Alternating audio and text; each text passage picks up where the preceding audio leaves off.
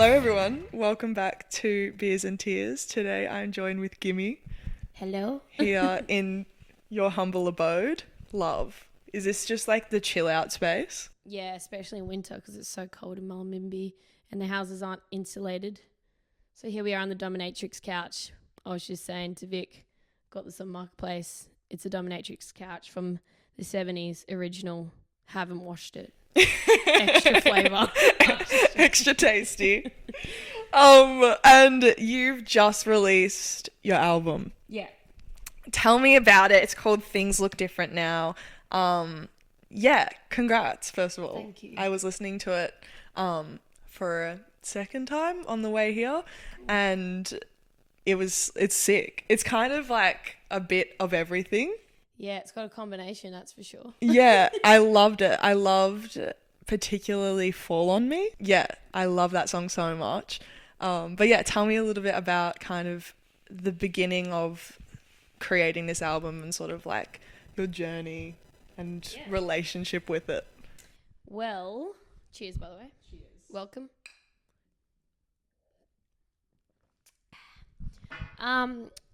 Suppose the start of it is I've been creating this record for probably around 3 years. Started writing the songs and then a few songs, and then the band came on board because I wanted to start playing in a band environment live.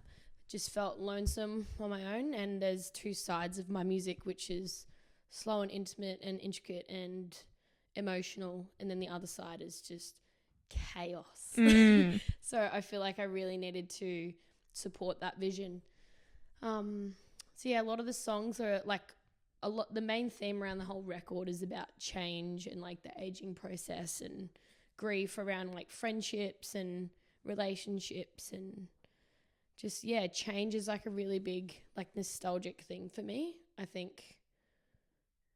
So a lot of the songs are about my internal dialogues and processes in changing as a young woman.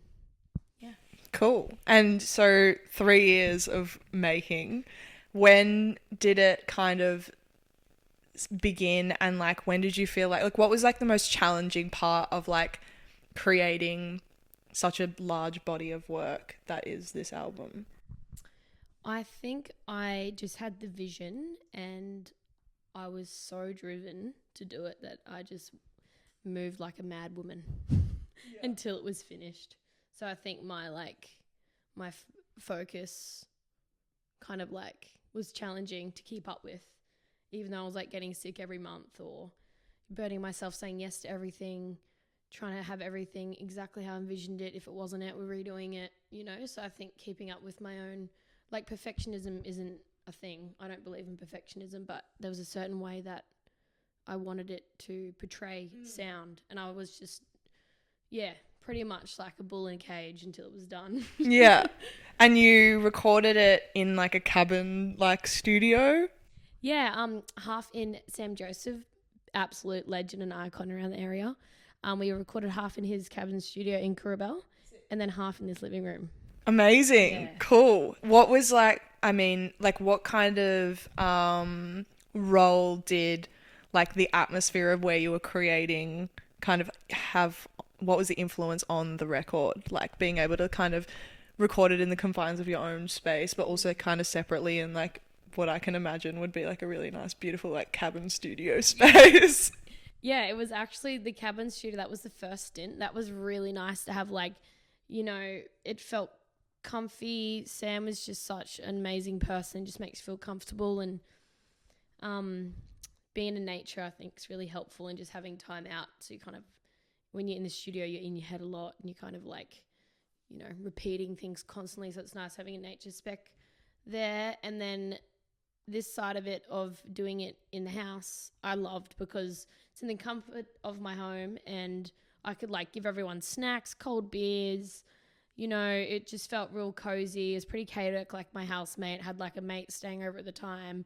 Ali was working heaps. We had like 5 people in the house for like a week. The neighbor was complaining. So it was just, but it was all this, we'd sit outside and have dinner or lunch together, and it was just, it was a beautiful time. Yeah, you're in it together. Yeah. Cute. I love that. And you mentioned Sam Joseph as kind of a bit of a local ledge. Do you produce some of the stuff yourself as well? In terms of like, do you do any pre-production? Do you go away and sort of like work on that yourself? Is it like mainly like, is it kind of like a collaborative effort? What's the sort of production process like for you guys? We demoed a lot of the songs, and I've done studio work before with another band I was in, so I just knew time is money. Yeah. So I just made sure that like our vision was really solid and really refined. There was a couple of songs that were a sweet pain in the ass because they weren't, and they were slower, more intimate songs, and I was like, oh, they'll be easy just to slap together, but they were the hardest ones because it's slow and like playing to a slow rhythm and like having really detailed parts of like guitar and stuff that like it's all you hear in a slow song.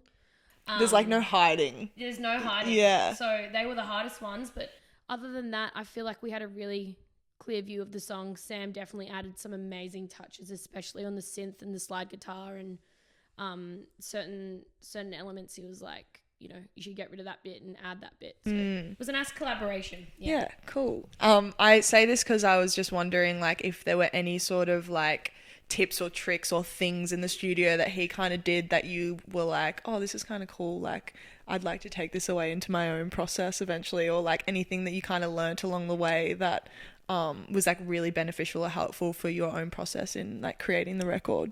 Yeah, I think where and how he adds synth and the tones around that, and how he helped us create like certain tones with the guitar, that's like definitely something that I've taken away. And also just not overcomplicating things, I think.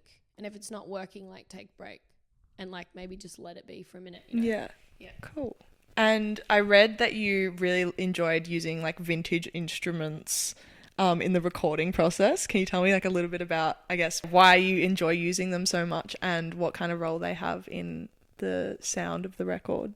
Yeah. So I've just got a Japanese Greco, which I feel like all of my guitars are made from the 70s and 80s. And I just feel like they were just all made so well back then. And they've been, I just feel like they've been carved in a little bit, you know. They've got a bit of character and a bit of grit to it. Sam's got an old, I think it's the 60s drum, potentially. Might be wrong, but around that era. I think it's part of the authentic sound that we were going for. It's like very real instruments. Yeah, definitely. I feel like vintage anything kind of just feels like it's got like a bit of a history to it. You're like, where has this been? Like, this couch, where has it been? Like, what if your instruments and your like furniture could speak? Like, what would they? This couch would say, I've conceived a million babies. Yeah, literally. Disgusting. Amazing. And I guess visually this record has some pretty like prominent visual aspects. I recently like watched the Bathrooms clip and I was like, this is unreal. And I just remember like showing people and sending it to people and be like, this is like, it's kind of simple but like so fun and effective and like just has that, I don't know, it kind of had that what's that show, Puberty Blues kind of feel to it. Well, again, it's like shot on a 60mm vintage camera.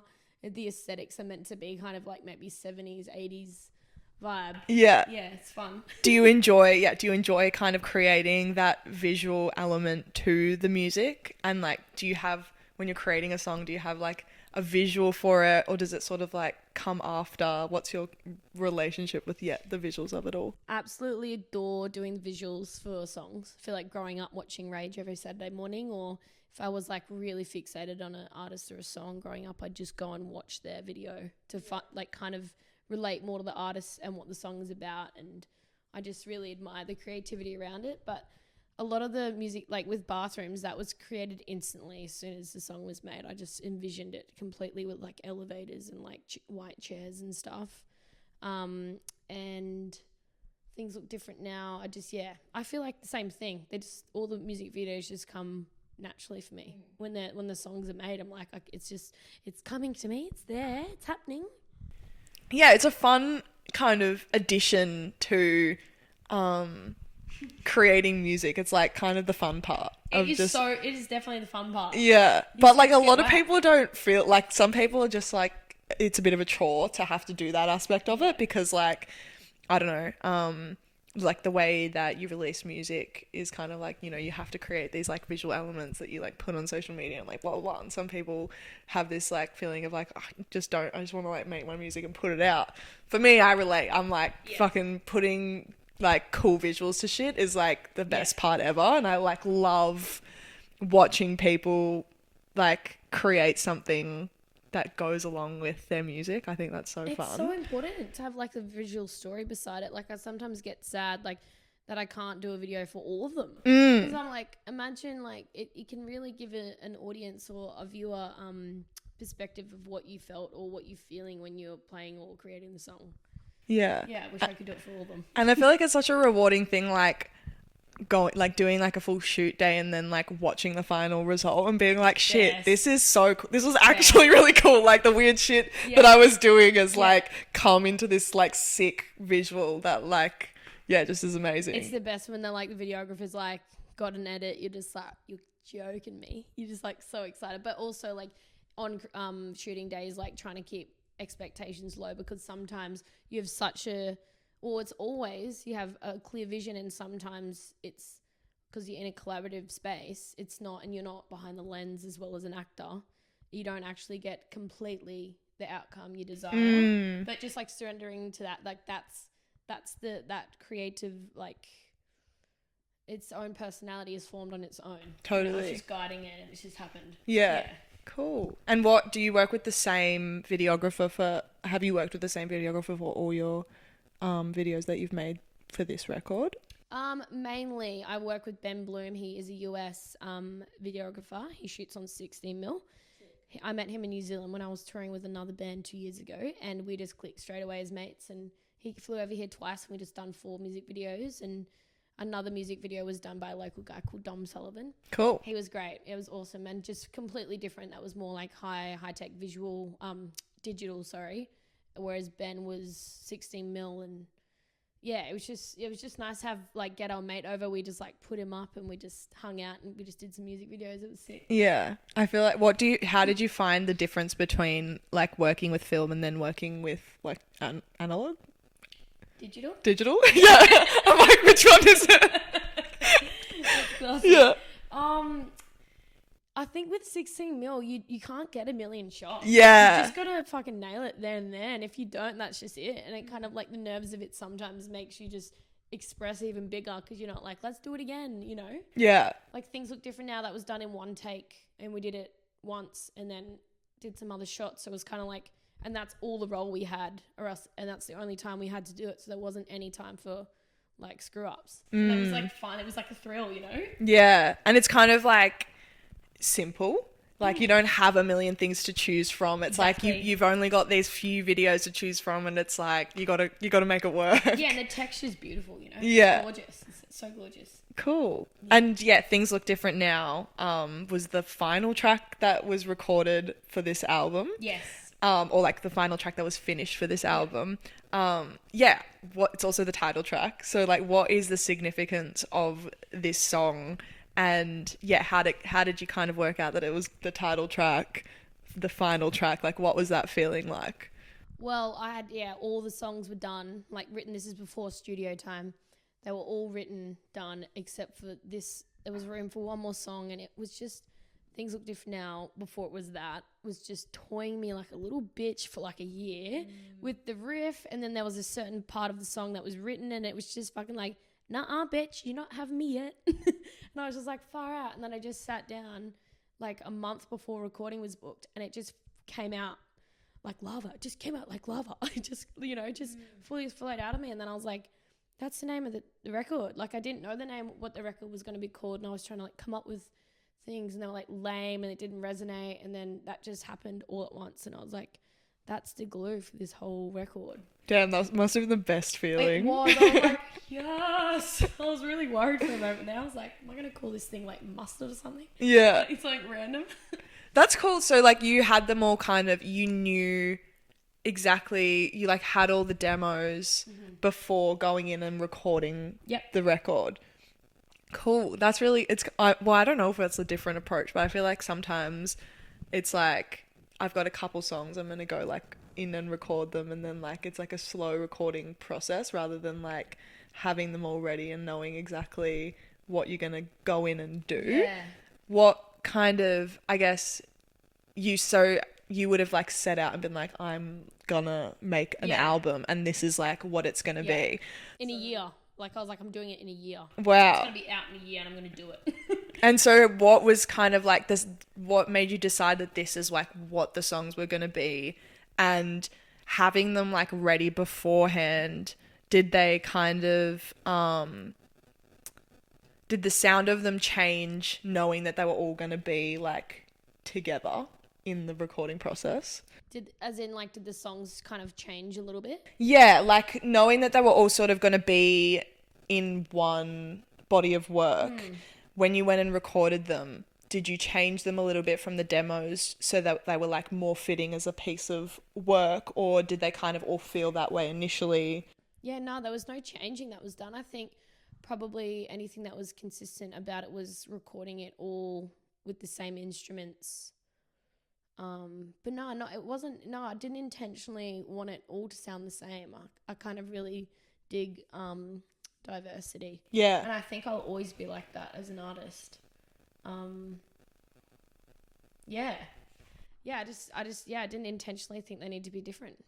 Yeah. I liked it. I think it's cool that like there's like these really sort of like intimate songs on there that like feel really intricate and like soft, and then suddenly you're like launched into like this full like chaos. But I think it's cool because it's like this outlet, like we all sort of have it, and I'm like I have this like really strong opinion of like artists not being like confined to this like one genre or like one sound, and like it can so easily happen. Yeah, it can. And I think it's really cool when like artists take like whatever it is within them to be able to be like, no, I'm actually gonna like do this fucking weird folk song, and I'm also gonna do this like chaotic rock song. Same. Yeah. It's like staying authentic to yourself, instead of like morphing into, especially I feel like that happens a lot on like second albums. Totally. We can classify it under this genre and we should stay under this genre. I'm like,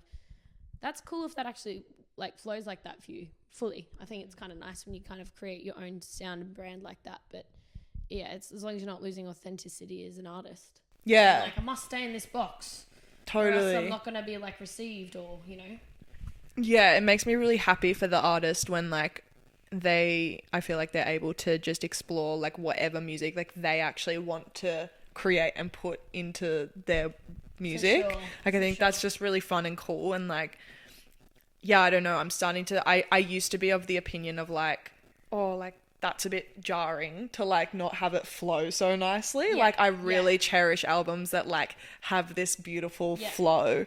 And yeah, I've kind of like changed, even though I do really love that and it like has its place, I do also really love kind of having a bit of everything in a record as well, and being able to be like, that is like what they've done, that's what they've created and what they wanted to do, and it's like cool, and you have no choice, you just like, that's what it is, like as a consumer. Yeah, for sure. Yeah, I definitely love to dabble in both flow and random chaos.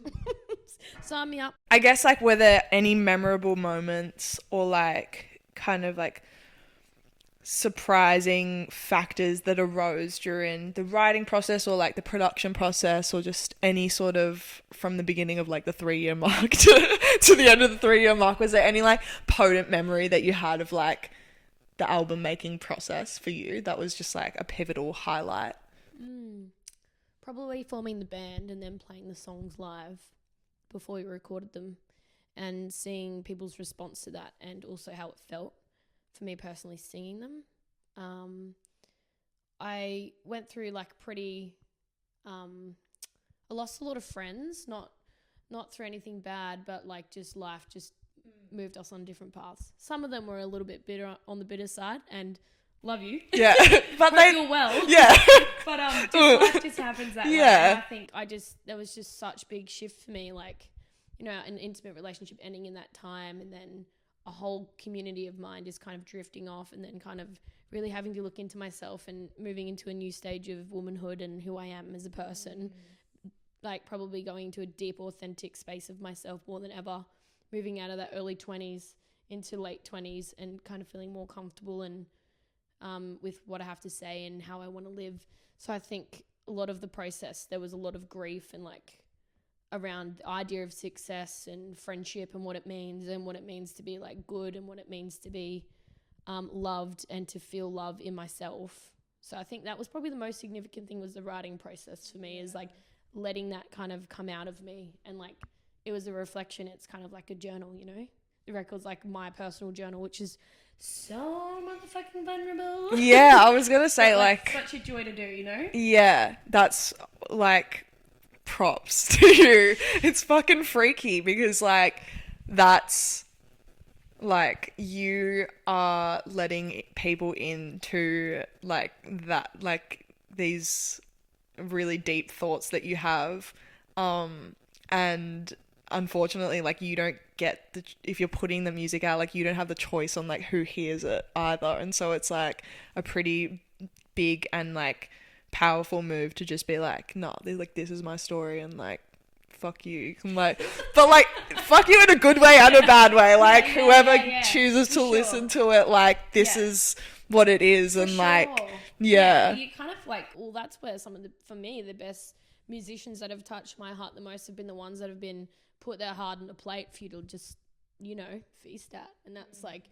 it's again, it just feeds into unity and feeling togetherness and not alone. And that's what my intention of this record is, because I felt that from some of my favorite musicians, and that feeling is like full humanness. Like that is such unity. Like that's what it's all about. And like we're so isolated, especially in this day and age with like technology and COVID and all this shit that's happened. I think it's like music is a channel and a communication that keeps us all feeling like less alone in like normal shit that we all feel, like anxiety and relationships and mental health and all that crap. Yeah.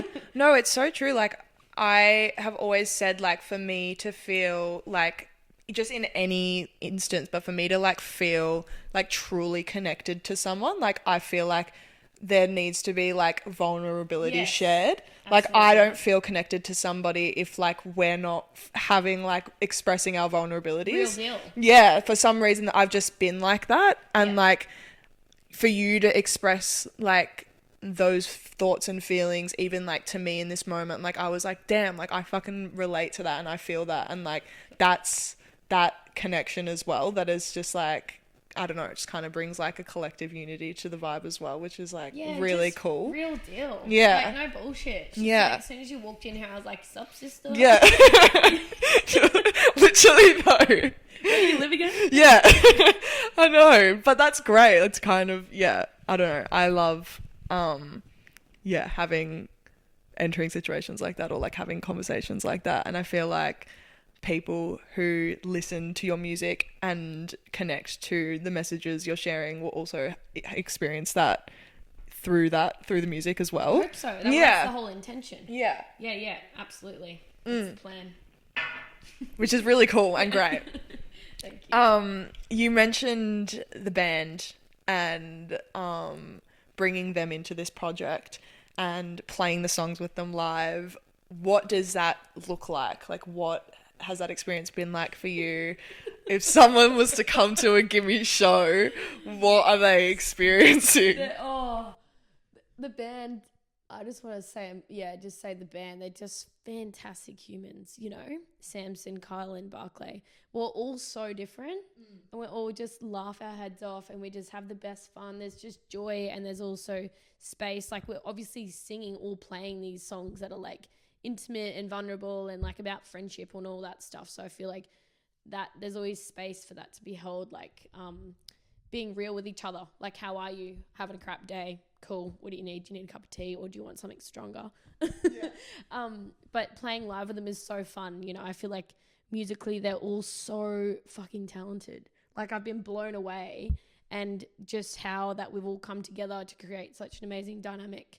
And it's been really important for me. I was in a collaborative band, which was beautiful for my growth as a musician. But just allowing these beautiful people that are so solid as people and musicians, just letting me kind of like run the ship without getting their ego involved or like kind of feeling less than or anything like that. They're just such solid people, and they're just like, everyone's in their lane in the band, and I just feel like it works so smoothly. Like we're just a smooth sailing ship, and yeah, I just get real chaotic on stage pretty much. I just get really expressive and pretty, like somebody said to me one time, they're like, I felt scared watching you perform. And I was like, good. Yeah, it's like, I hope you made you feel uncomfortable. We need cool. more of that. Yeah. And they're just kind of in their own zones. Like Carl's just chilling, Samson's just like ripping in like from School of Rock, and Barclay's just hitting the drums, just like the biggest smile on her face. Just yeah, it's sick. It's a good time. Amazing. I love that. I love like a psycho front woman. You're looking at Yeah, like it's like it's kind of the best. It's like untamed, yeah. but I always use the word psycho, but I mean it in like the best way possible. I'm like, I am a psycho, and like it's like that's who I am. I get it. I'm the same. Yeah. Yes. But I love that. It's like also being able to just like have this like space to just fully like express yourself and like let go and just like whatever. It's kind of like the biggest release and like the biggest like no fucks given. It must feel so good. It does, because like if I was to act like that on the street, that'd be like straight to loony bin. Yeah. That girl. Yeah. But on stage, it's like socially accepted. It's kind of like the only space as well that I can allow myself to tap into. Apart from when me and my partner Ali just in the living room, we just Dance battle. And we Yes. just like just get into it. But yeah, it's just so liberating to have that platform to just go wild at and kind of like break down all barriers of what embarrassment or like shame looks like, and just be like, I don't give a fuck. I'm gonna do it anyway. Yes, I love this. And you're playing some shows coming up. Yes. What's happening? Where are you playing? What's kind of like coming out of this album time? Although this album time is going to go for a little while. Hopefully. Nice. Yeah. We're doing our first national tour, and I feel really excited about that. It's our biggest one yet. It's still small in the scheme of things, you know. It's only like 8, I think it's between 8 and 9 shows. 7. Anyway, just hitting, like we just did our Bangalore album launch last weekend. That was awesome. Like we did our art exhibition as well at the same time, because I'm a visual artist and so is my partner and my housemate who lives in that room. So we did that, like a big event with that, and like 4 bands and a DJ, and it was just such a good little send off for the record. And then we've got Sydney, Crescent Head, Newcastle next weekend, and then Melbourne, Melbourne and St Kilda, and Sunshine Coast, Gold Coast, and Brisbane. Yeah, I'm just stoked. It's like we did plan on Adelaide, but that's been rescheduled for now just because flights are too spenno. Yeah. Spenno. It's literally ridiculous. It's so like annoying because it's so hard for artists to get to like Adelaide, where else WA, yeah. It's just those places kind of don't get the love that much, but you know. It's like the same Mac on Europe now. Yeah, almost. Yeah.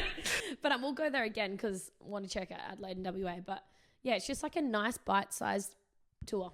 Sick. Yeah, it's good size. That's fun. And like, you say small, but like I feel like that's a hectic amount to be playing as well. Like 8 or 9 shows is still like a lot of output and a lot of like energy and effort. And I feel like it'll just be such a sick time and just like, I'm just keen to be on the road with the band. Yeah, just so like talking shit and having fun playing music. Are you driving to any of the places? Yeah, we're driving to Sydney, Newcastle, Crescent. And then the only place we're flying to is Melbourne. We'll just drive everywhere else. Yeah, you don't want to drive to Melbourne from here. See you next. I don't think, you wouldn't make it, honestly. I drove up here once from Melbourne and like my car literally broke down. Like I was like, I thought I was stuck here and I thought I was going to have to get a tow truck to tow my car back to Melbourne. It is so far. It is. And I was just like, I can do this. Yeah. But, you know. One time's a charm. That's terrifying. Sorry that happened to you. Yeah, no, it was fine. I found a good, you know, like random side quest, but like you never know if you can trust mechanics. Oh, story of my life, hey. Right? And I went to like, yeah, exactly. I went to like 3 or 4 mechanics up here before I was like, one of them told me like I was done. The first mechanic I went to was like, your car's a write-off and you're done. Like, you might as well send it to the scraps. And I was like, what the fuck? And he was like, you're gonna have to change your engine. It'll cost you like $7,000. Yeah. The next dude was like, your car's fine. And the next dude was like, oh, like, maybe you just got to change your oil. And I was like, I don't know anything about cars. Like, someone please help me. Like, I do not trust mechanics with my life. Yeah. I'll just, like, you know, I've started doing, I'll just, like, act like I know what I'm doing. I'll get under the car and just, like, just fucking absolutely talk at my ass. I'll just ask some random guy, like, tell me some mechanic lingo and I'll give him a handshake and you know, and then I don't know. Yeah, you're like, I think the like accelerators like something with the carburetor, it's not working right, there's no fuel going there, you know, help me out, darling, you know, just deal. I know. Don't trust mechanics. Nah. If anyone has a really good mechanic, like let me know. For real. Let me know. Yeah. We'll drive far and wide for the good mechanic. Yeah. Cool. So I guess like concluding, what has been like, back to the gig space, what has been like your best gig and what has been like shit show worst gig? Okay, so what do you want to go first, best or worst? Whatever you can think of, whatever you feel. Best gig was probably, there's been so many, but I think from memory, it was Bangalore we played at for New Year's, this last New Year's that's just gone. And there's so many people there because it was a free event and there was probably like 500 people there. And I did my first stage dive. Yes. And that was the best day of my life. My little girl was just like, woo! Like, I just couldn't believe it. I just went for it and the band were like, what are you doing? And I was like, I don't know. And I just dove in and they carried me, nearly got dropped. And then that was probably like a highlight for me. Because that was like a full like 12-year-old watching School of Rock, just like, I want to be Dewey Finn. Jumping into yeah, exactly. Yeah, that's amazing. Yeah, worst one was probably Wollongong. Beautiful venue, but like 5 people showed up. Yeah, spent so much money getting down there, and we were like, "Where the people at?" Like, but anyway, it was fun with the band. I feel like you have to have those moments to like, you just have to have them for the laughs. Yeah, I definitely had to laugh or I was going to cry. Yeah. There was definitely contemplation. I'm going to quit music for a moment there. Yeah. You can laugh now. Yeah. Now. Like at the time, it's just like, okay, somebody call their grandma and their mum and like bring them here. Bring your grannies down. Yeah, bring anyone, please. Yeah, it's part of the polarity of like, especially being young, upcoming artists, you've got to have like the wins and lows. It's just part of it. Yeah. You know, that's fine. It's humble beginnings, makes you have thick skin. Remember where you came from. Yeah. 5 people in fucking Wollongong. We'll never forget it. And if this record could be like a moment, a memory, a colour, a thing, like some sort of visual. Actually, first of all, can you tell me about your visual, what do you do, visual arts? Oh yeah, I just do some painting. Cool. Yeah, Is that what all of this is around? Oh, that one's mine, but they're my housemates. Cool. Yeah, it's like my childlike state, really. I love this. It's the yin to the yang of music because it's my meditation. It's my quiet time. I can be like, let my child run a little bit wild, say some really inappropriate stuff, get away with it. Yeah. Use fun colours. Yeah. That one says, how to make money quick. Am I socially awkward? Is it love at first sight? How do I lose my winter muffin top? Let me know if you know those questions. If you know, let us know the answers. I love this. I've actually really been wanting to like get into painting. Do it. Because I feel like I've like tried before, but I feel like I'm too like trying to control it a bit much. Yeah, and I'm just like, it has to look good. Perfect. Yeah, and I think that going into it again, I would like to let that go and just be like, fuck it, like whatever comes. Yep. But I feel like that's a really actually hard thing to do. Like to just be like, hardest. I don't even know how I would like get my brain to like know what I even want to like put on the canvas. I think it doesn't even like, I feel like I'm trying to practice not even thinking about it too much. Yeah. If I see a banana, just fucking paint a banana. Yeah. You can always paint over it and see where it evolves. But I think like all the paintings that I've tried to do perfectly, I've just been staring at it for like a couple of months going, I fucking hate you. Yeah. I hate you. And then one day I'll just fully fuck it up and it'll be my favourite one. Yes. Because I'm like, I don't care anymore and just go wild. Yeah. It just makes a masterpiece. No, I'm so here for that. Because, like, you try and paint a flower and then the flower ends up not looking how you want it to look. And then you just, like, for me, I've tried so many times and then I just give up painting. I'm like, Yeah. fuck it. Like, Yeah. all the paints I just bought, put them in the bin. Like, all the canvases. Yeah, I've got all these empty canvases at home from, like, each of my painting eras that I tried to, Love it. like, Yeah. enter. Just go wild. Just do it with your eyes closed one day with your left hand and see what happens. Yeah, I feel like I need to have like a paint and sip night or something with some mates. I feel like that's where you enter just the not caring element. Come paint with me and Ali. My partner Ali, I have never seen anyone create art so entertainingly. Yeah. We'll just get like fucking bag, a pair of undies, her hands, a lighter, and just like chuck paint. I'll get splattered in the way of it and just get... And it's just like turns into this masterpiece, and it's just like so inspiring. So you should come for a paint and sip here. I will come and paint and sip here. That will be fun. But yes, what if your album could be a painting, a colour, a piece of art, or whatever it could be, even a memory, what would it be? What like sort of encapsulates what this album is for you? It's a tough one. That's a very creative question. Thanks. Probably the first thing that came to my mind was having a group cuddle with the band. Cute. I don't know why. That's nice. I think just like, yeah. It's a lot about, friendship, as I said, and vulnerability. And I feel like we've all been through that together a little bit. And yeah, I think just a big cuddle. No, I love this. I feel like it feels to me anyway, like for you, like having that band element to this record as well is like such a monumental part of it, and like being able to like share that with them as well. Yeah. And I feel like that's really cool. So yeah. I feel like that's a nice like visual to have. It's nice. That's how I feel it. Cool. Well, thanks for chatting with me and having me over in your crib. It's been great. great. For being in my crib. No worries. On the dumb couch. Here it is, the Dom couch. Yeah. We love it. Oh, thanks. Cheers. I don't mind still full, but we can cheers an empty glass. Cheers. Cheers.